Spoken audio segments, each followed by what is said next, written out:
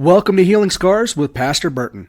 Here, you'll find practical, relevant, biblical information. The Bible will be broken down verse by verse so that you get the full context of the Scripture to better grow in your relationship with Jesus.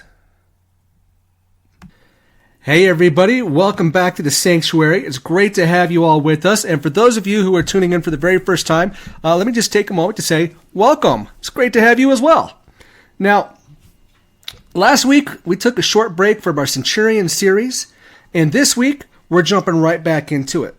Now, once again, we're looking at Centurions in the Bible and the soldiers underneath them, right? They're men. While these men pull at the heart and strings of anyone who served in the military or in first response, as Christians, as soldiers for Christ, there's so much more that we can learn from them as well. Much more than what we're covering, which is a great reason for all of us to go back and to study the scripture that we've been covering. Now, this week is especially important for everyone to take a moment to go back and review things, because we're going through a huge section, all right, and much more than what we actually have time to cover. So we're going to be basically kind of skimming over pieces and condensing it, to see the big pieces that we need as we read through. Because as you see, we're going to be looking at Acts chapter 27, verses 1 through all the way through to Acts chapter 28, verse 16. So Acts 27, the whole chapter, and then Acts 28, verses 1 through 16 is really what we're looking at here. So like I said, it's a whole lot. And I'm going to do my best to watch time. Like I said, I've done everything I can to try to condense this down. However, please forgive me if I do go a little long. I will do my best to stay out of the rabbit trails today, okay? So picking up where we left the series off, looking at Acts chapter 27, verses 1 through 12. So Acts 27, verses 1 through 12, Paul is now being shipped off to Rome for a proper hearing. And this is an especially nice section as we get to know a bit more about this particular centurion here as well, Centurion Julius. Julius is the man in charge of Paul and the rest of prisoners that are being boarded on a ship and then sent off. All right, and as we see in this passage, they sailed along the coast. All right, they left, but quickly made a stop in Sidon, and we can see Julius is showing kindness and love already in verse 3. So right off the bat, we're seeing this because Paul, he's allowed to get provisions from his friend before shoving off on the bigger leg of his journey. Now, this is a big thing, even today, because think about it. How often are people who are in custody, think of it as like, custody of the police, when are they allowed to get anything? Well, they're not. It's not until after they've been processed, they're jailed, the whole bit, that they're able to get anything. And even then, it's heavily controlled, right? Next, we see Paul and the other prisoners. They're transferred to another ship to continue on their way. And the trip became difficult. Why was it difficult? Well, think back to how ships were built back then. They didn't have today's accommodations and luxuries. Weather was treacherous enough. But you also have to take into account they didn't have a compass, let alone other modern technologies to guide them or to navigate with. In fact, the most reliable source that they had to use for navigation was celestial. They used the stars, the moon, planets, which they didn't know were planets necessarily. That they were stars. Some of them, they did know. But basically, they used they looked up on the heavens, and depending on the season, they knew where things were going to be and all that kind of stuff. So even just an overcast day could be dangerous because it blocked their view of what they were using to navigate with. With all this in account, sailing between September and November was tough at best. This is going into the winter. This is when those winds are picking up and those storms are blowing in. And what we're looking at here with this journey is believed to have taken place somewhere when they shoved off, was it started in October. Matter of fact, in verses 9 through 10, Paul even prophesied disaster.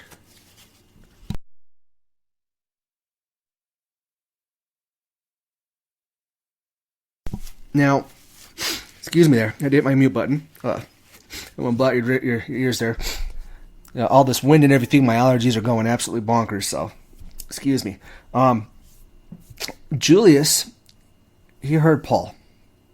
But then, even though Paul said, hey, watch out, calamity's waiting for us.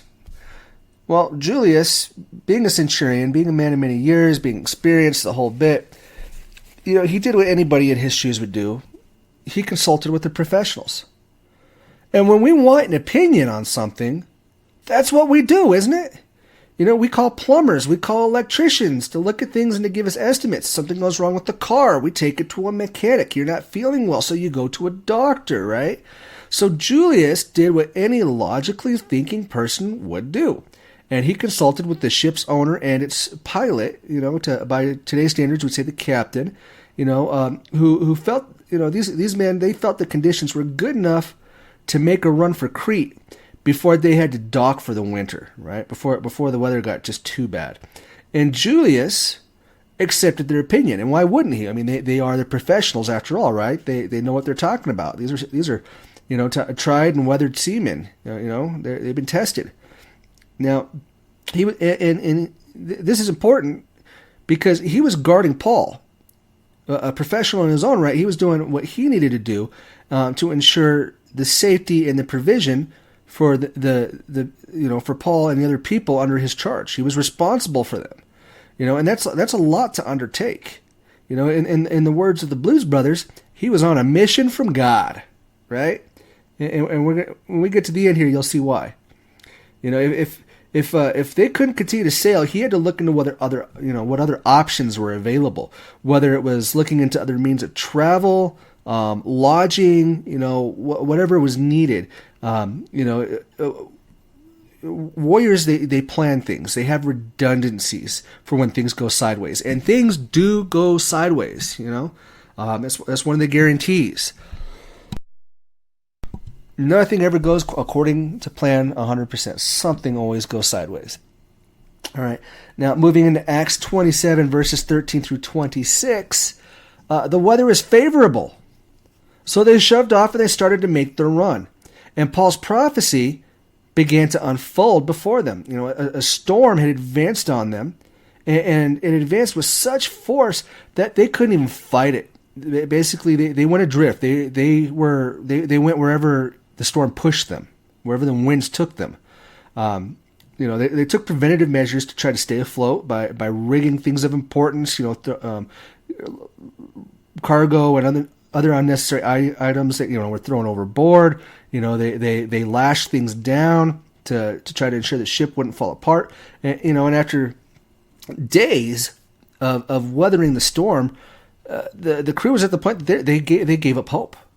They had given up and they'd resigned themselves to their fate. They're going to keep doing what they could because they didn't want to die, but odds were not in their favor is how they were looking at it. They were adrift. They weren't eating. They didn't have a way to navigate because the clouds and everything, let alone trying to get out of the storm into safety. Let me tell you, part of the reason military members and veterans have such close relationships is because of the bonds that are made in hardship. When they walk into the fire together, first responders are the same. For the people aboard the ship, it's a safe assumption they grew quite close as well. Even Julius, had to be feeling strained at this point. As far as he was concerned, his mission was falling apart. It was about to fail. And failure is one of the worst feelings in life, isn't it? Who likes to fail out there? Nobody. I know I don't. But you do all the things you're supposed to do. And that's how we go through life, right? We do the things that we're supposed to do. We put forth our due diligence. We try to go that extra mile, and then something happens, and everything just gets unraveled. And for these men, they had already been through a lot. They had worked together. They came together as a unit trying to stay alive. It was now, at this point, that Paul stood up, and essentially what he's doing is he's giving an inspirational speech. It's that part when you're watching a movie where one of the main characters gets up and they get that powerful music behind him and all that. Well, that's Paul at this point. Starting in verse 21, it doesn't start off sounding very motivational. No. Instead, it starts off with Paul basically, I told you so. Y'all should listen to me. But no! Not really, that's not how he meant it when he said, you should have listened to me. Rather, what he was doing was he was reminding them that this is what God said would happen. This is what he had prophesied. And that they needed to listen to him.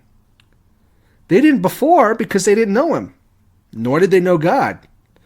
But now, they've been working together for a little bit. Things like this, you had prisoners, but guess what? People still had duties. At this point, they've gotten to know him some, right? But days have gone by, people are talking.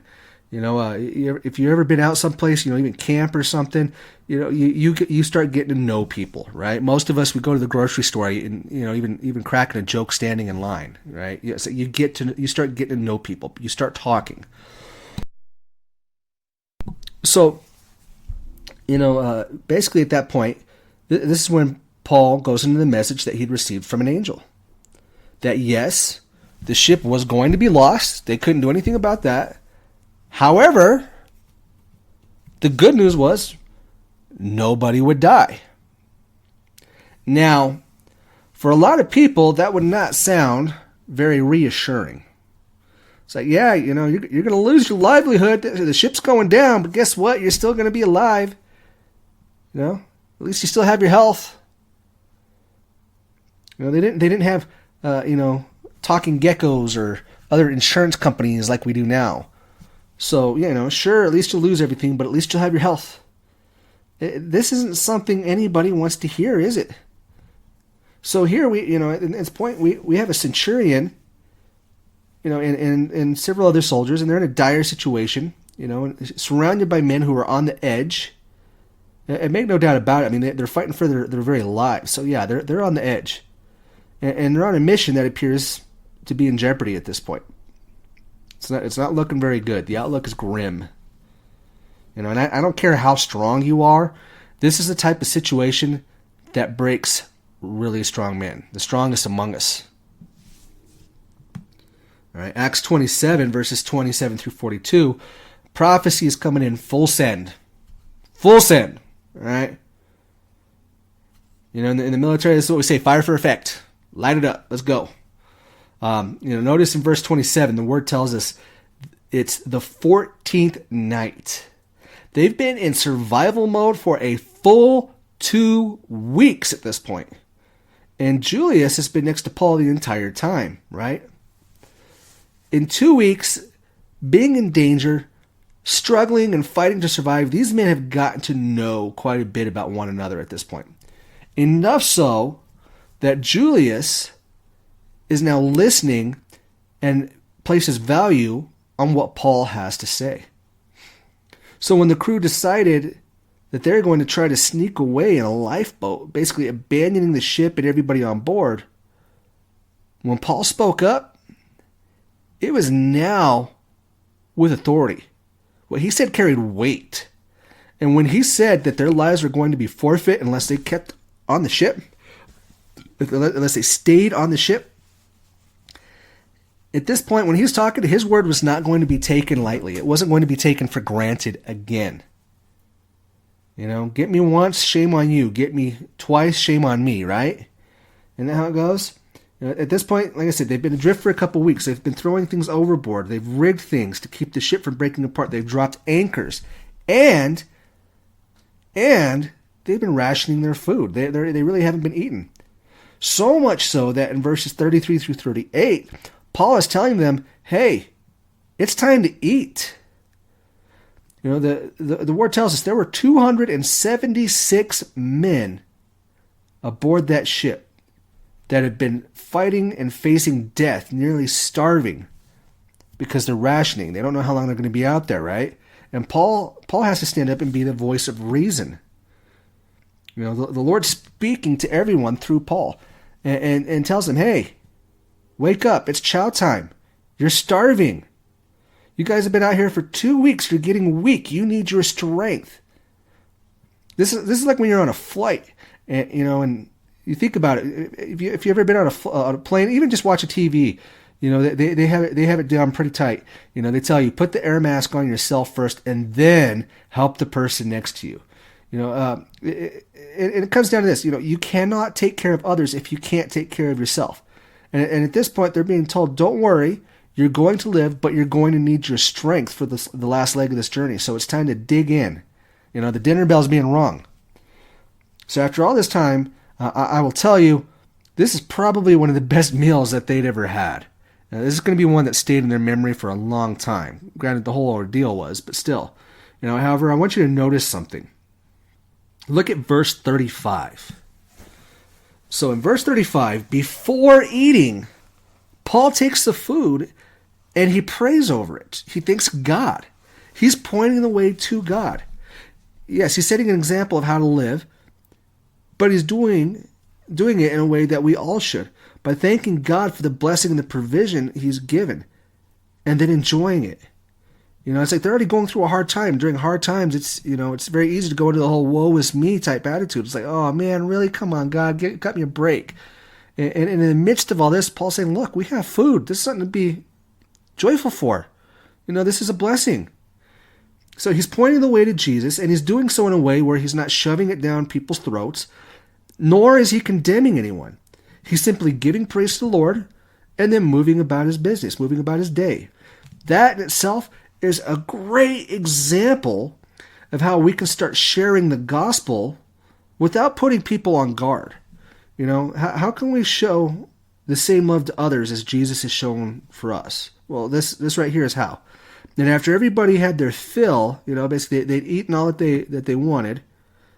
They took what was left of the grain and they tossed it overboard to help lighten the ship just a little bit more. They're doing everything they could to make sure it stayed afloat for as long as they needed it to. Now, going into Acts 27, verses 39 through 44. Well, let's sum it up like this. Land ho!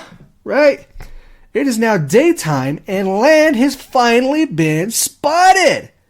This is exciting. This is, excitement's at hand. This is a good time. They don't recognize where they are, but so what? Their time at sea's come to an end. There is land right there. Finally.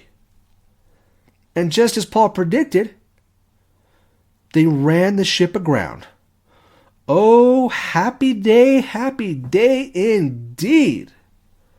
Now, at this point, you'd start to think, okay, cool. There's land. We got the happy ending. Nope, not yet. Now, we look to the soldiers who had been guarding the prisoners. And the soldiers, at this point, they're like, okay, cool, we found land. But oh boy, now we got to get everybody from the ship to the land. And that spirit of fear is starting to overtake them. See, what they were afraid of is they were afraid the prisoners, or at least some of them, would start swimming away and escaping. And this was not something that they could allow or would allow to happen. So things are starting to get real scary now. And I'll explain why. See, the thing is, if any of these prisoners escaped, even just one, the soldiers would be punished. And by punished, I mean they would pay with their own lives. That's right, they'd be killed. Now if the prisoners died, okay, so what? So be it. As long as they didn't escape. And the soldiers, and these are soldiers who are on transport duty. They're expected to go from point A to point B, turn the troops over, and then go about, and do it again. However, at this point, they're in a foreign land now. They're in a foreign place. They don't have anyone to turn the prisoners over to, let alone care for the prisoners. They didn't know what was going to come next. So in their head, it would be better to put out this fire before it started so that they could focus on their own survival. So they came up with the plan, and they were going to execute the prisoners, right? They're going to kill them all. Julius, on the other hand, he was not okay with this. He wasn't all right at all. This was not a plan he was ready to go along with. Now, at this point, he'd gotten to know Paul. He'd heard what Paul had to say. He didn't want him to die. He showed compassion, as we all should. He showed civility, as we all should. I'll remind you, this isn't something that Roman soldiers, let alone centurions, were known for. Figuratively speaking, they were very much a shoot first, ask questions later type.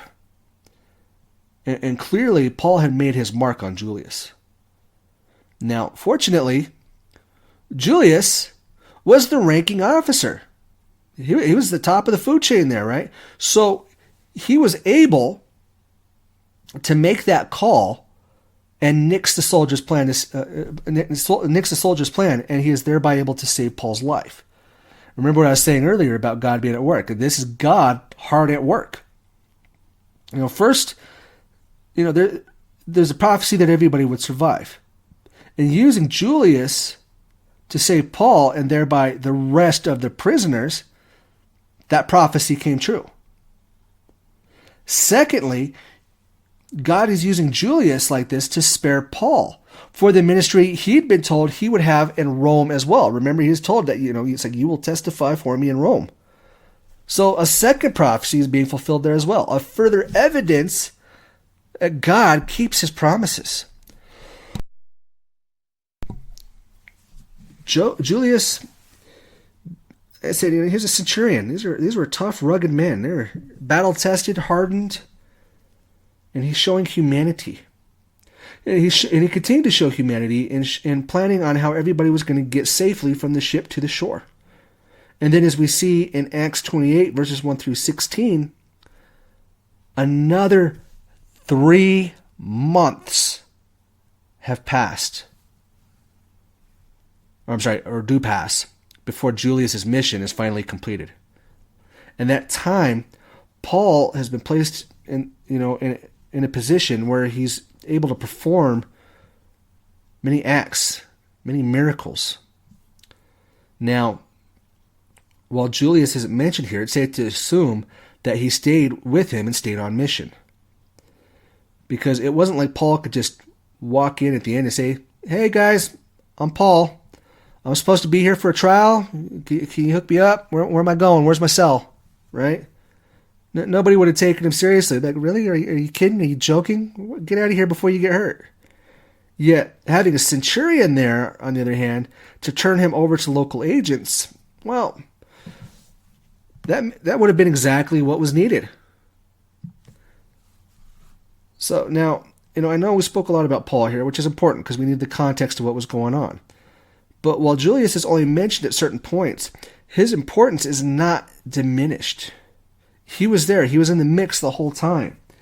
Warriors around the world are seen as stone cold, cold-blooded killers. And in some instances, yeah, it's true. That soldiers are there for a reason. However, most of the time, it's not the case. And Julius is just, he's a great example of troops around the world, going all the way back then and all the way up to today. Our warriors, our soldiers, our Marines, our sailors, our airmen, our guardsmen, they're not just mindless robots. They're people. They're men and women, right? They're human. And in this case, Julius, he was a man who listened, witnessed, learned, interacted, and made the tough call, even when it wasn't the popular one. It's the best of humanity. It's, the finest of compassion. And while we don't know what happened with Julius after this, it does not take a rocket scientist to know that his life was going to be much different moving forward. After what he'd lived through and what he'd witnessed, he now had a testimony of his own, right? And we all have a testimony. We've all witnessed things. We've all been a part of things in our life. No, those are gifts from Jesus to you, to all of us, to help you, to help me, to help us all to share the gospel with the world, to share the good news with the world. It's another reminder that when life gets hard, God is still there. He's still keeping his promises. And he's helping to prepare you for the next chapter. Now remember, you are blessed and you are loved. Now go and be the church. Thank you all for joining us here today at Healing Scars with Pastor Burton. Please like, subscribe, and share our podcast on any platform it is that you tune into us on. If you do have any questions, any prayer requests, or would like to know more about our ministry, you can find us on our website at bethelightsanctuary.org or on Facebook at Be the Light Sanctuary. You could also find how to contact us there, whether it's direct message or email. We look forward to hearing from you all. God bless.